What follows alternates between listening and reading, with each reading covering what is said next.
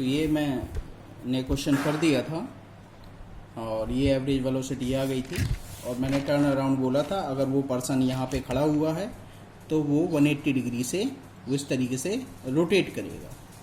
यहाँ पर अगर फेसिंग इस डायरेक्शन में है तो वो ये वाला हाथ इस तरफ आ जाएगा। अभी वो फेसिंग इस तरफ कर रहा है, अब वो फेसिंग क्या करेगा, इस तरफ करेगा। तो 180 डिग्री से वो चेंज हो गया, मतलब ये जो लेफ्ट वाला हैंड है वो राइट डायरेक्शन में आ जाएगा, जो लेफ्ट वाला हैंड है वो, जो ये वाला हैंड है वो कहाँ आ जाएगा, यहाँ आ जाएगा। तो बेसिकली वो क्या 180 डिग्री से टर्न अराउंड हो गया है, तो रिवर्सल ऑफ द डायरेक्शन। ठीक है। क्वेश्चन नंबर, अब हम थर्ड डिस्कस करते हैं। क्वेश्चन नंबर थर्ड डिस्कस करते हैं। While driving to school average speed for Abdul trip, जब स्कूल जा रहा था तो अब्दुल की एवरेज स्पीड थी 20 kilometre per our. 20 kilometre per our थी अब्दुल की एवरेज स्पीड थी उसकी, जब वो घर से स्कूल की तरफ जा रहा था। अगर ये होम है उसका और ये उसका स्कूल है तो ये एक्स डिस्टेंस अगर हम मान लें, उसकी average speed 20 kilometre per our से वो जा रहा था। अब उसमें कहा गया है सवाल में, on his return trip along the same route, return trip करेगा, स्कूल से घर भी आएगा, तो रिटर्न ट्रिप करेगा और same route there was less traffic and the average speed is 30 kilometre per hour. और अब एवरेज स्पीड उस समय, क्योंकि पहले ज़्यादा ट्रैफिक था तो अब ट्रैफिक उसको कम मिला तो उसने एवरेज स्पीड थोड़ी सी ज़्यादा रखी होगी, यानी स्पीड ज़्यादा रखी होगी, इंस्टेंटेनियस स्पीड ज़्यादा रखी होगी तो एवरेज स्पीड भी ज़्यादा हो गई होगी। हर एक इंस्टेंट ऑफ टाइम में उसने इंस्टेंटेनियस स्पीड ज़्यादा रखी होगी तो एवरेज स्पीड भी ज़्यादा हो गई। तो अब वो पूछ रहा है आपसे, what is the average speed for the Abdul's trip, मतलब पूरी ट्रिप का एवरेज स्पीड क्या है, फुल ट्रिप का एवरेज स्पीड क्या है। मतलब वो घर से स्कूल गया और स्कूल से वापस आया तो उसकी एवरेज स्पीड क्या है। तो आप ऐसे ही अंदाजा लगाइए, तो 20 तो पहले ही था एवरेज स्पीड जाने के लिए और लौटने के लिए 30 था, तो समथिंग अबाउट 20 to 30 होगा। बेसिकली 20 और 30 के बीच में होगा, क्योंकि 20 is the average speed for going on going and 30 is the average speed for returning. तो एवरेज उसका क्या होगा, something between 20 to 30 average speed. तो हम क्या करें, एवरेज स्पीड का हमने एक ही फॉर्मूला पढ़ा है, total distance covered by total time taken. तो डिस्टेंस जाने और आने की, तो जाने के लिए x और आने के लिए x, वही दूरी, जाते समय वही x और आते समय x।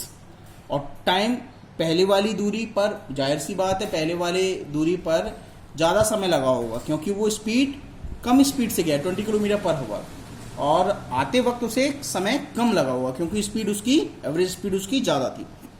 तो T1 प्लस T2, ये गोइंग और ये कमिंग। ये going, T1 is for going, time taken for reaching school from home to school, and time taken to reach home from school, तो ये 2x हो जाएगा। अब ये T1 हम कैसे निकालेंगे, T1 हम कैसे निकालेंगे, T1 is the time taken to reach school. तो T1 distance equal to speed into time होता है, या time equal to distance by speed. तो डिस्टेंस ये है x और स्पीड कितनी है 20, तो हमने T1 निकाल दिया in terms of x and 20। अब T2 भी इसी तरीके से हम निकालेंगे, distance by speed, distance by speed करके हमने T2 भी निकाल लिया है। और total time taken T1 plus T2, तो यहाँ पर हम उसकी वैल्यू रख देंगे x/20, ये वाला हमने T1 रख दिया और ये वाला हमने T2 रख दिया। और यहाँ से आप सॉल्व करेंगे तो 24 किलोमीटर पर आवर, जो मैंने पहले ही कहा था 20 to 30 किलोमीटर के बीच में आएगा कुछ average speed. This is the solution for the third question. Question number 4 देखते हैं, क्वेश्चन नंबर 4 देखते हैं, फोर्थ का सॉल्यूशन देखते हैं हम, question number 4। So average speed for Abdul's whole trip is 24 kilometre per hour, ये उसकी एवरेज स्पीड होगी। एवरेज स्पीड से हमें, स्पीड में हमें कोई डायरेक्शन का कोई मतलब नहीं है, वेलोसिटी में डायरेक्शन का मतलब है।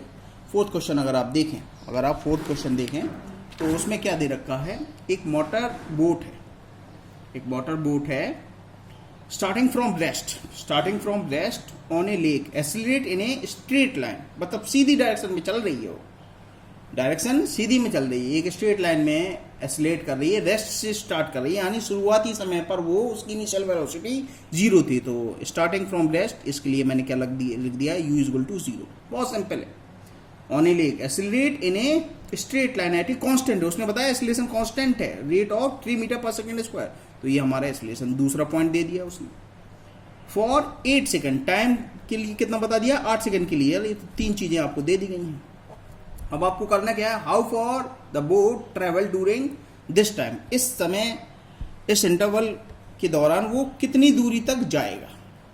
तो दूरी का कहां से आएगा, आपको स्ट्रेट लाइन में आएगा, तो स्ट्रेट लाइन में जो भी जाएगा तो वो डिस्प्लेसमेंट निकाल लीजिए। Displacement will be equal to the distance covered, क्योंकि स्ट्रेट लाइन में मोशन हो रहा है और एक ही डायरेक्शन में हो रहा है। In a straight line at a constant rate, acceleration हो रहा है स्ट्रेट लाइन में।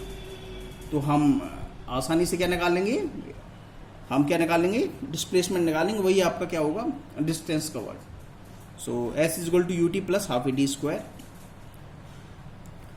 यू इनिशियल वेलोसिटी 0 थी, time taken is 8 second plus half, acceleration था 3 और टाइम टेकन इज 8 सेकेंड। तो यहाँ से आपका आ जाएगा 96 मीटर, यहाँ से आपका आ जाएगा 96 मीटर।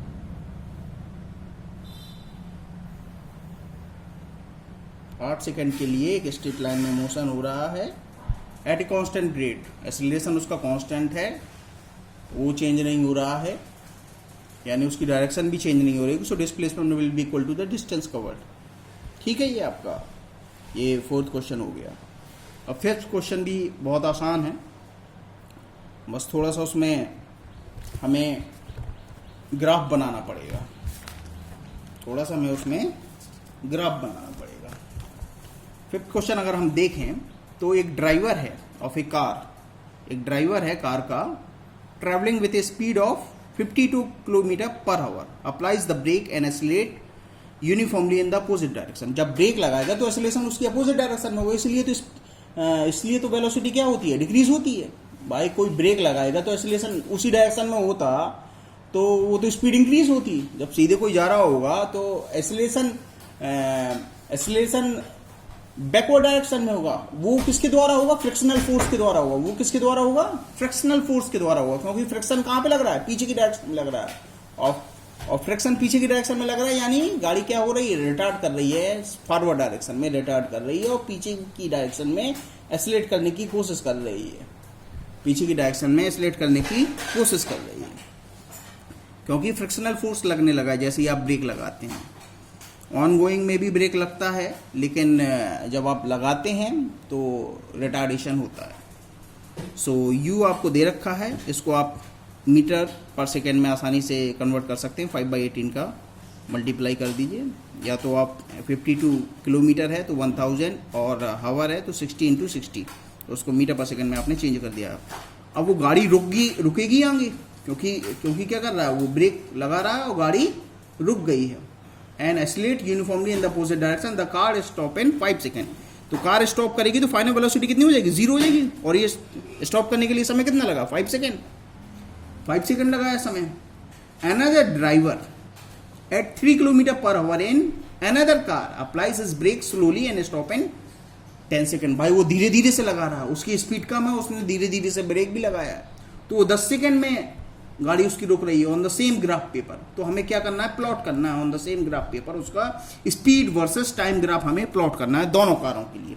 एक कार ए लेके जा रहा है, एक कार बी लेके जा रहा है। एक कार की स्पीड थी 52 किलोमीटर पर आवर और 5 सेकेंड में वो रुक गई, और बी कार की स्पीड थी, इनिशियल स्पीड थी 3 किलोमीटर पर आवर और 10 सेकेंड में वो रुक गई। तो हमें स्पीड वर्सेस टाइम ग्राफ हमें बनाना है। तो स्पीड वर्सेस टाइम ग्राफ बनाने के लिए हमें speed versus time graph, time को हम एक्स एक्सिस में लेते हैं और स्पीड को हमने यहाँ पे ले लिया मीटर पर सेकेंड, ये भी हमारा सेकेंड में है। तो ये हमारा स्पीड टाइम ग्राफ हमने बना लिया है। तो देखो स्पीड, अगर हम ए को कंसीडर करें तो ए की स्पीड हमारी कितनी है, 14.44 मीटर पर सेकेंड है।